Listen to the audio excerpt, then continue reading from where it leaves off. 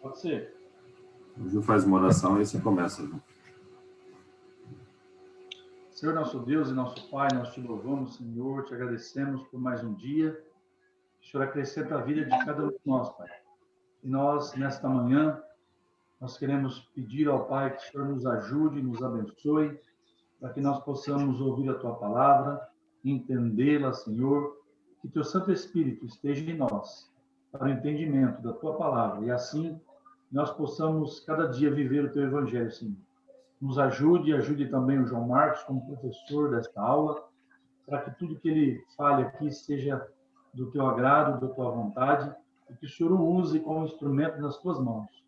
Em nome de Jesus que nós oramos e agradecemos, Senhor, por cada vida, por cada irmão, por cada participante desta aula que está presente e aqueles que ainda chegarão. Em nome do Senhor Jesus. Amém. Amém. Bom dia a todos. Bom dia. Nós vamos dar início, então, à nossa aula. A nossa aula tem como título Introdução ao Credo Apostólico. Alguém poderia me dizer o que significa a palavra credo? Robson, o que significa a palavra credo? Rapaz, agora eu não lembro de cor. Ela não é daquela expressão credo cruz, não. Credo. Credo significa creio. Confissão? Creio. Confissão. Isso. Credo. Então, significa creio. Pois bem, é essencial que os crentes entendam a necessidade de declarar publicamente a sua fé. Vamos ler todos. Eu vou pedir para o Robson ler para nós o que está escrito aqui em Mateus 10, 32. Vamos lá. Deixa eu abrir aqui. Está aqui no slide da aula.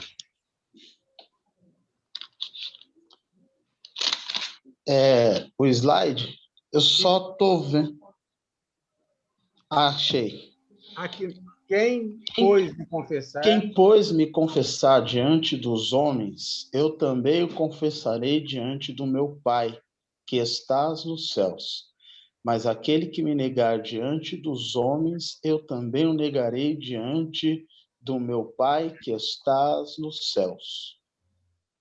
Amém. Eu vou pedir agora ao João Eduardo que leia Romanos 10, 9, que vem aí no próximo slide.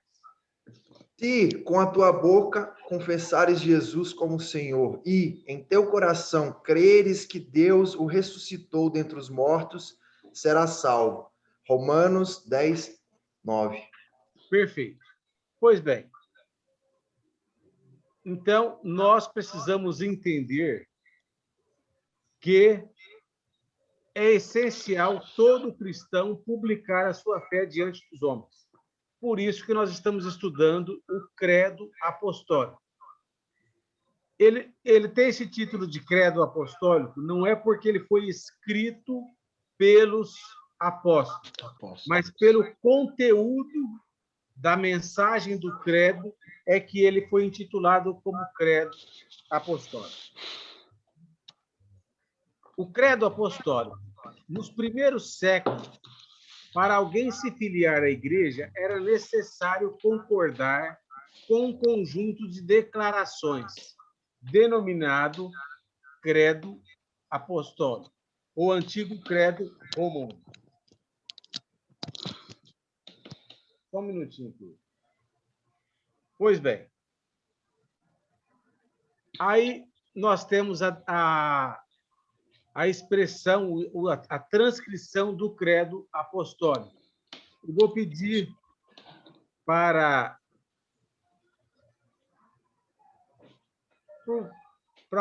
algum dos alunos, ler para nós. O Wellington, você pode ler para nós o credo?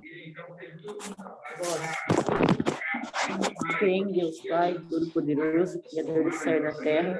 Creio em Jesus Cristo, seu único Filho, nosso Senhor, o qual foi concebido por obra do Espírito Santo.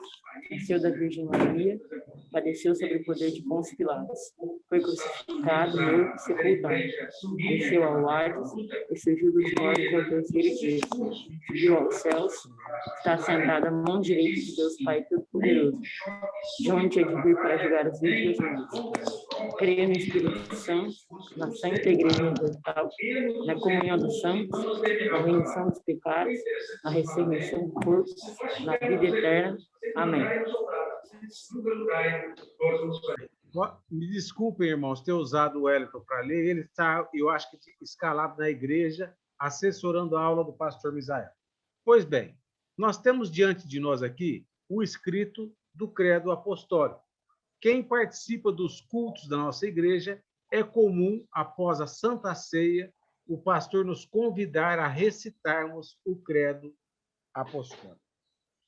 Mas nós vamos ver que algumas pessoas ou algumas igrejas não dão muito valor ao credo apostólico, nem se interessam em estudá-lo, nem confessar a sua fé através dele. Por quê? Porque há um conflito, talvez, de opiniões, de ideia. Embora a igreja tenha feito uso do credo apostólico muito antes que existisse o romanismo, que teve a sua origem com o papado. Então, existem 3 tipos de erros que levam as pessoas a não darem tanta importância ao credo apostólico, que nós vamos ver daqui a pouco. O primeiro delas, o que é?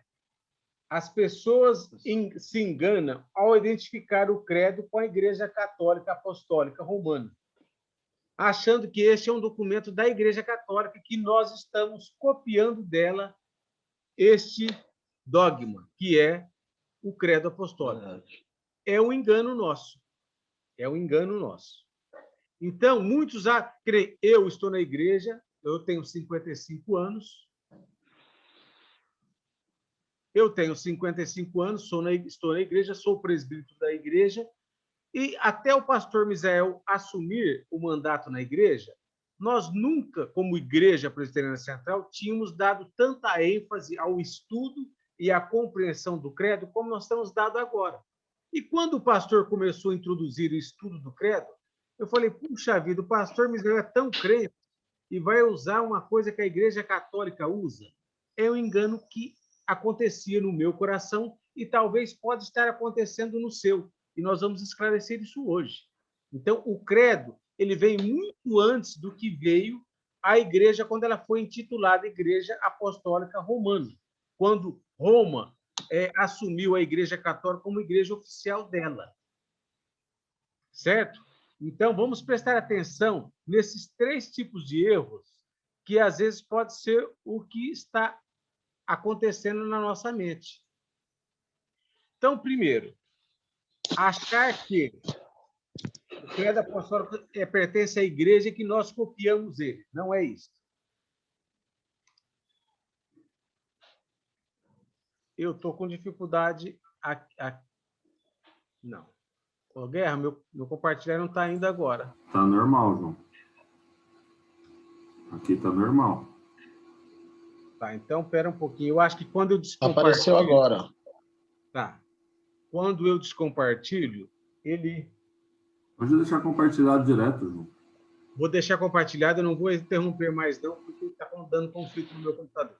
Segunda maneira, segundo erro que as pessoas, às vezes, cometem em não dar valor ao credo apostólico, é que, como a Igreja Católica tem prática de conferir autoridade divina a muitas de suas tradições, eles acham que também a Igreja Católica deu autoridade ao credo acima da Bíblia. E isso é uma mentira. Até nós, na Igreja Presbiteriana, que adotamos o credo como nosso dogma, nós não temos o credo como algo igual ou acima da Bíblia. É o que nós vamos ver no transcorrer da aula. E o terceiro erro que as pessoas cometem é que uma boa parte das igrejas evangélicas não tem tanto conhecimento da história, do que se aconteceu na história. O que aconteceu quando Jesus nasceu, quando Jesus viveu, e quando Jesus teve o relacionamento dele com os discípulos e com as pessoas comuns da época que viveram na época de Jesus. Então, nós precisamos entender que, para o nosso crescimento, nós temos a Bíblia, nós temos a igreja, e nós também temos o artifício de podermos estudar a história, o que a história nos ensina. Antes de nós passarmos deste passo aqui, eu gostaria só de explicar algo para os alunos. Em 1073 foi quando a Igreja Católica instituiu a ordem do primeiro Papa. Até 1073 depois de Cristo, ou seja, Cristo nasceu, começou ano 1, ano 2, no ano 1073 é que a Igreja, então, decidiu formatar o Papa como autoridade máxima da Igreja. Até este ano de 1073, todos os bispos do Ocidente eram chamados de Papa. Ou seja, qualquer bispo que morava no Ocidente, eles tratavam ele como Papa. Então, a expressão Papa já existia antes, mas ele era designado como o pai da Igreja. Então, nós temos vários pais da Igreja. E até 1073, não havia intitulado que o Papa é a autoridade máxima da Igreja. Isso só foi intitulado em 1073. Dali para frente, então, começou a Igreja Católica a tomar formatos e tomar desvios da palavra de Deus. Por isso que não é pecado nenhum nós usarmos o credo apostólico. Por quê? Porque ele foi desenvolvido muito antes dessa data. O credo apostólico ele foi desenvolvido mais ou menos em 300 a 400 depois de Cristo. Alguém tem alguma dúvida até aqui? Tudo bem, então vamos dar... Perfeito. Se alguém tiver alguma dúvida, pode pôr no chat e o Guerra vai orientando a gente com relação a algumas perguntas. Conceito, significado e estrutura do credo. Um credo é o resumo de ensinos bíblicos aceitos pelos cristãos. Então, aquilo que nós perguntamos no início da aula. A palavra credo tem significado de creio. E o credo apostólico é organizado em torno de Deus, se revelando como Trindade. Então, como é que divide o credo? O credo divide em 3 partes. A primeira parte trata de Deus, Deus Pai e da criação. A segunda parte, de Deus Filho e nossa salvação. E a terceira parte, do Espírito Santo e da nossa santificação. Tudo compreensível até aqui. O credo apostólico e a Bíblia. O credo apostólico não possui autoridade maior do que a Bíblia. A Bíblia é, para nós, a única regra de fé e prática. Todas as ideias e tradições humanas, mesmo as mais excelentes, como é o credo, devem sujeitar-se às Sagradas Escrituras. O que aconteceu na igreja? No histórico do desenrolar da igreja. Nesses primeiros séculos, tudo era passado de boca a boca, de tradição a tradição. O pai ensinava o filho ensinava ao neto, e assim ia. Então, depois que Jesus morreu, aqueles que conviveram com Jesus iam contar a história. Olha, existiu aqui, ele já morreu, mas um homem chamado Jesus Cristo, e ele fez milagre, ele curou isto, ele fez aquilo, ele ressuscitou Lázaro, e então não existia um livro escrito ou pedras escritas. Tinham sim, mas eram muito poucos os volumes disso. Então, a maior informação e evangelismo era passado de boca a boca. Com isso, o que aconteceu? Alguns hereges começavam, então, a introduzir aos poucos dentro da igreja algumas heresias. Então, os líderes da igreja resolveram, para diminuir a entrada de heresias da igreja, adotar o credo como um instrumento de publicar a fé dos crentes naquela época. Então, todo mundo que ia ser recebido na igreja, ele tinha que dominar e entender o credo, que é mais ou menos o que acontece hoje. Hoje, para você ser membro da igreja presbiteriana, você precisa publicar a sua fé. E antes de publicar a sua fé na igreja, você precisa passar por esta classe que nós estamos tendo agora, que é uma classe que estuda a tua fé, que te ajuda a fortalecer de como você vai posicionar a fé que você tem diante dos homens, com a sua vida e com a sua razão. Tudo bem? Pois bem, a Bíblia, ela está acima de qualquer tradição e de qualquer outra coisa. A Bíblia é para nós a única regra de fé e prática. Porém, nós presbiterianos nunca desconsideramos a tradição. Por quê? Porque a fé bíblica é histórica e, portanto, é tradicional. Na nossa revista, nós temos, então, esses textos transcritos aí. Deixa eu ver que página que é. Na página 34, nós encontramos ali transcrito Lucas 1, de 1 a 4, que diz o seguinte: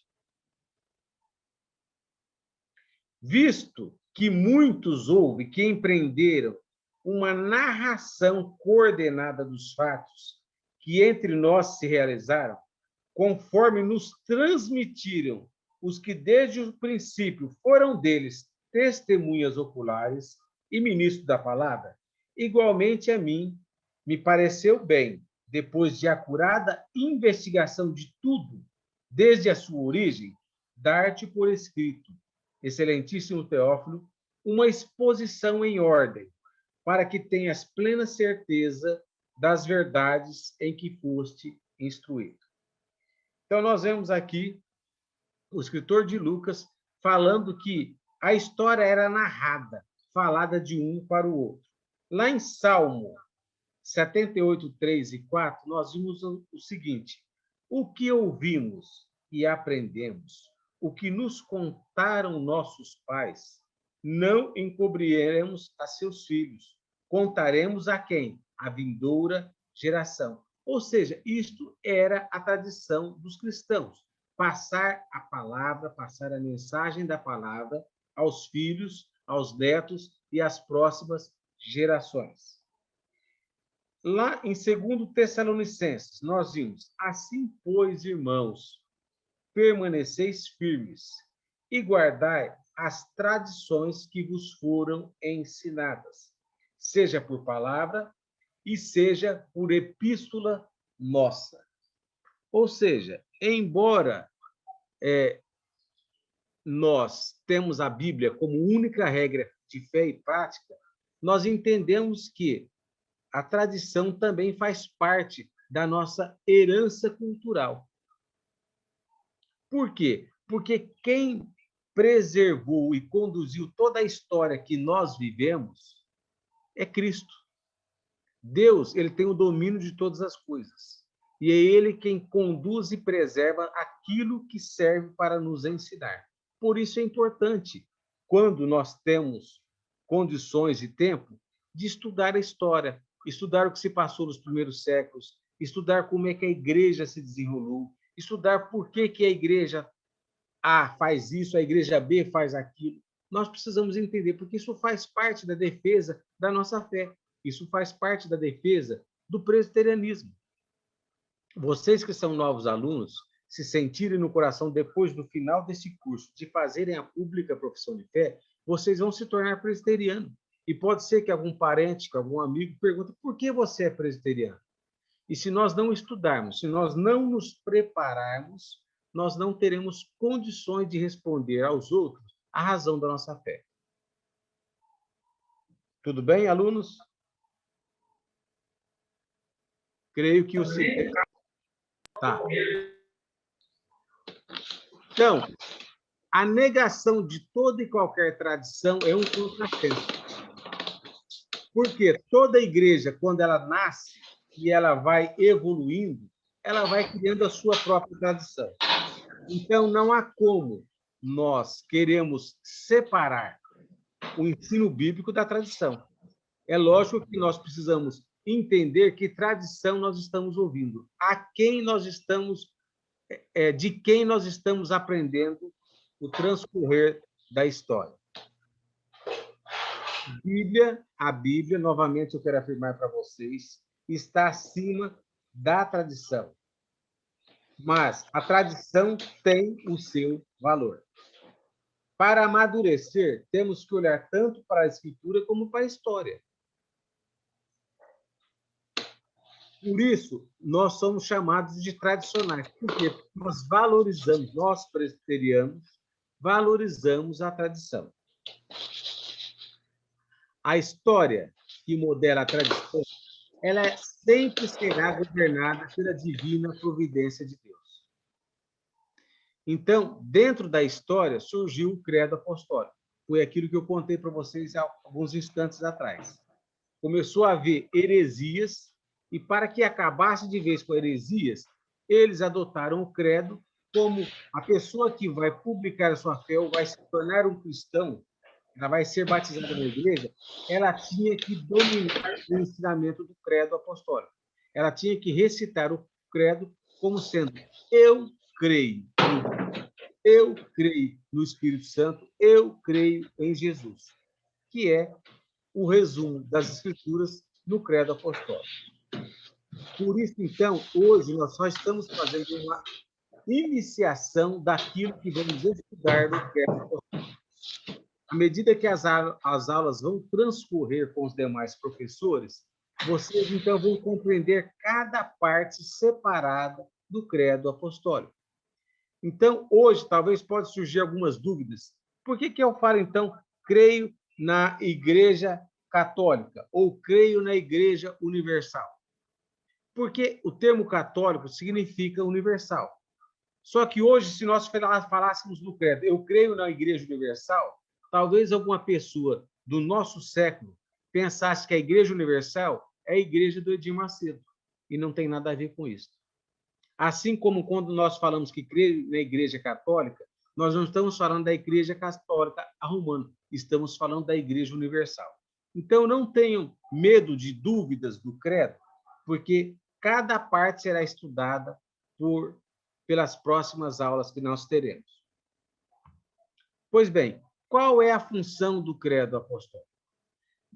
Olha aqui, tudo que eu estou falando remete ao entendimento do que a história transcorreu. Depois da morte dos apóstolos, a igreja precisou formalizar sua crença e procedimentos.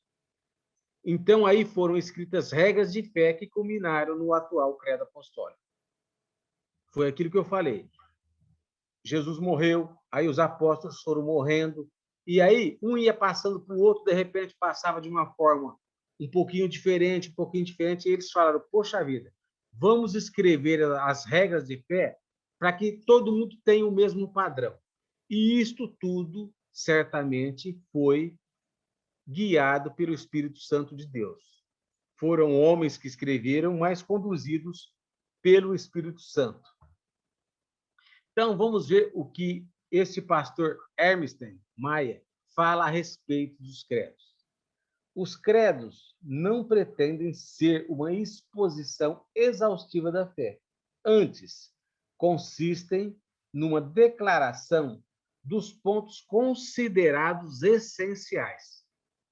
Serviam como ensino proposital a respeito da fé cristã, ao mesmo tempo em que combatiam ênfases ou ensinamentos errados. Os candidatos à profissão de fé estudavam a doutrina a fim de que pudessem declarar publicamente sua fé de forma responsiva. Então, esta é a função do credo, nos ajudar a sintetizar tudo aquilo que a Bíblia nos ensina, tudo aquilo que é a nossa fé. Na sua profissão de fé, você vai responder algumas perguntas relacionadas a esta afirmação do credo apostólico. O que vai acontecer quando você for se tornar membro da igreja?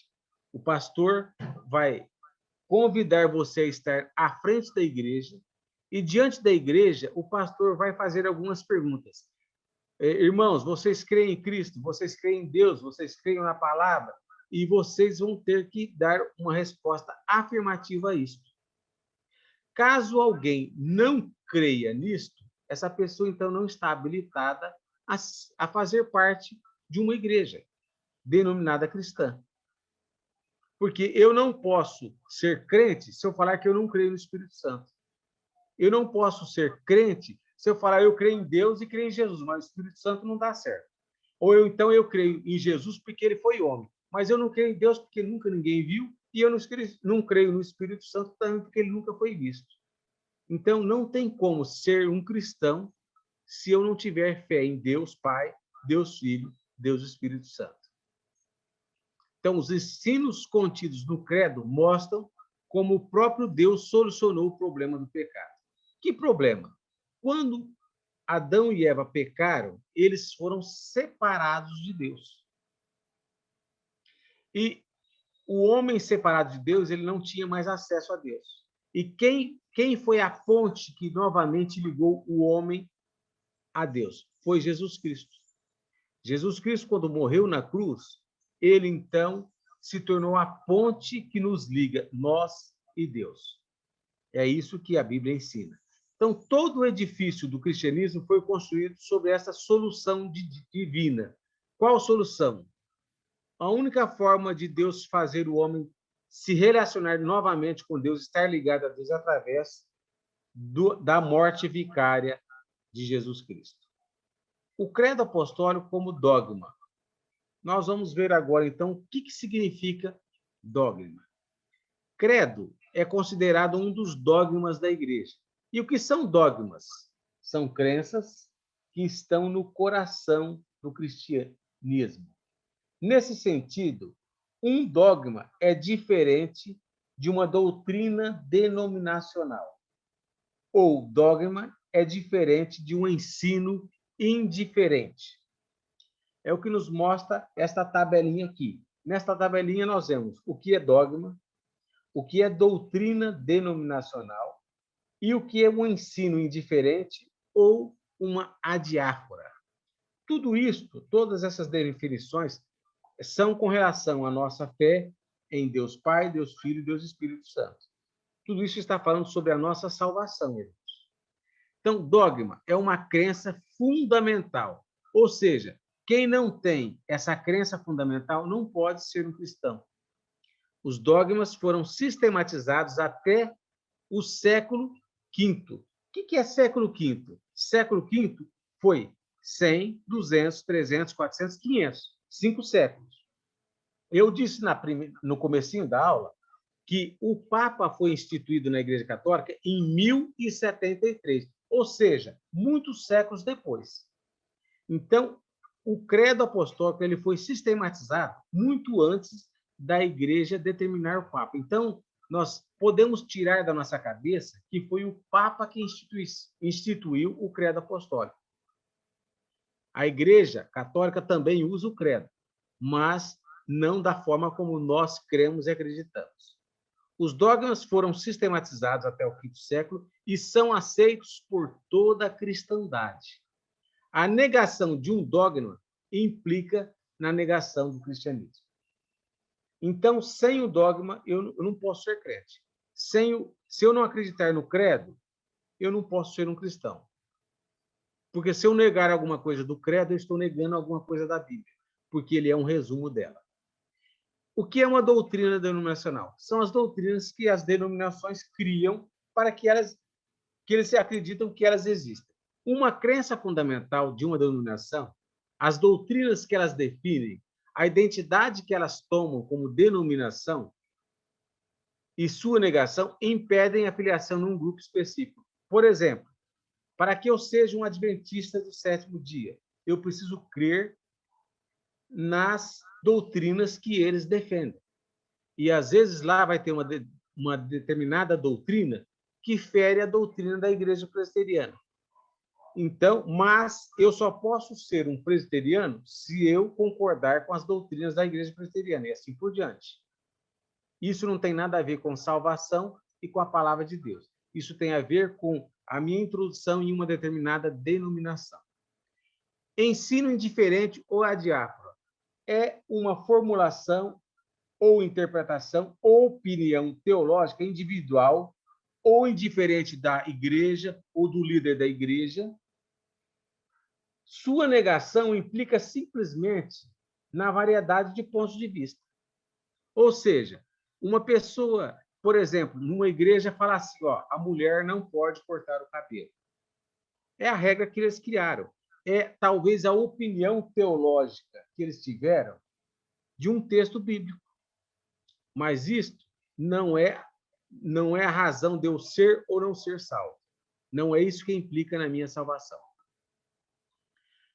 Pois bem, negar o credo apostólico significa declarar-se não cristão. Foi aquilo que eu disse já um pouquinho anteriormente. Então, qual é o nosso objetivo nesta manhã? O nosso objetivo foi somente, talvez, tirar a dúvida que credo não tem nada a ver com a Igreja Católica Apostólica Romana. O credo é algo que foi instituído pela Igreja lá nos primeiros séculos para ajudar a Igreja a se permanecer firme e fiel aos ensinos de Cristo. É por isso que nós, presbiterianos, adotamos o credo e estudamos ele para nos preparar na defesa da nossa fé. Então, nas próximas aulas, nós vamos ver, então, outros significados de cada parte do credo. O que é crer na igreja, o que é crer no Espírito Santo, o que é crer em Jesus, o que é descer ao Hades, e todos os termos que estão escritos ali no credo serão abordados nas próximas aulas. Então, caso você tenha alguma dúvida com referente ao credo em si, as suas dúvidas serão tiradas nas próximas aulas. Nosso objetivo hoje é só fazer uma introdução de que o credo faz parte da nossa vida. O credo faz parte da nossa doutrina. Nós defendemos o credo. Faz parte da nossa tradição. Isso que eu queria lembrar a falar. Então, o credo apostólico faz parte da nossa tradição e ele é aceito para nós como esse instrumento que balizou a igreja nos primeiros séculos e serve para nós até hoje estar nos ajudando a defender a nossa fé. Pois bem, aqui nós encerramos essa parte introdutória sobre o credo apostólico. Eu gostaria de saber se alguém tem alguma dúvida ou alguma pergunta a ser feita para mim com relação a esta introdução do credo apostólico. Não tem, eu agradeço a atenção de vocês, a participação na aula. Eu gostaria de pedir ao presbítero Gilmar se ele tem algum comentário, algum acréscimo sobre essa aula. João, eu achei excelente a introdução, tranquilo, muito bem claro, está bem claro.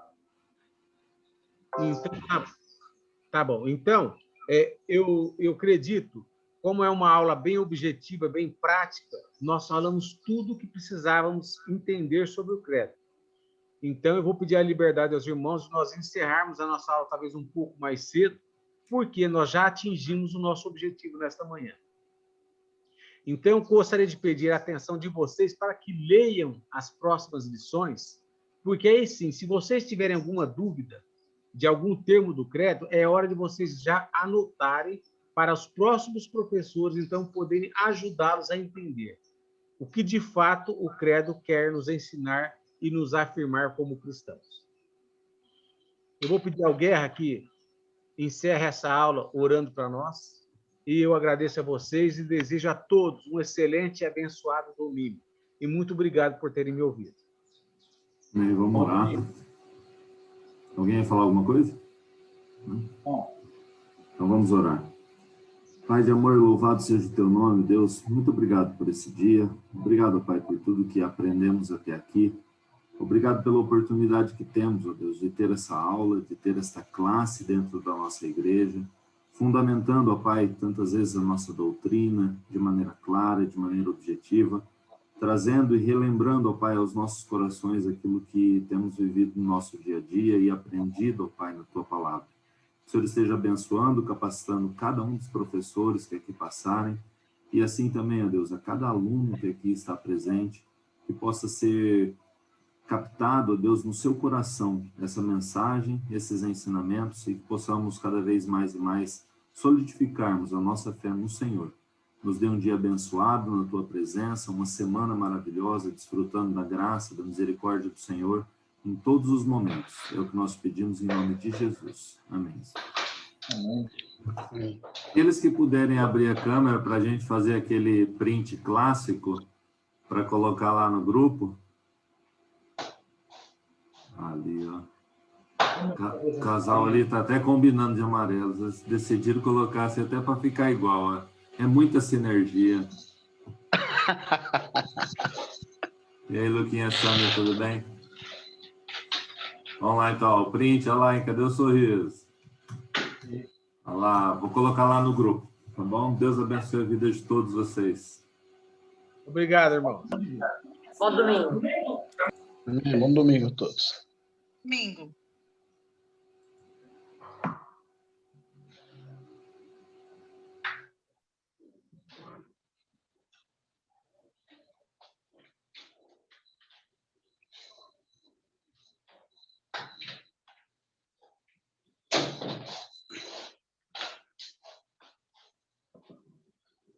Ô, Gil, quer ficar aí para ver como que é a... Ah, o Gilmar saiu. Beleza, Robson? Abraço. Outro, até Falou, mais. falou, Joãozinho.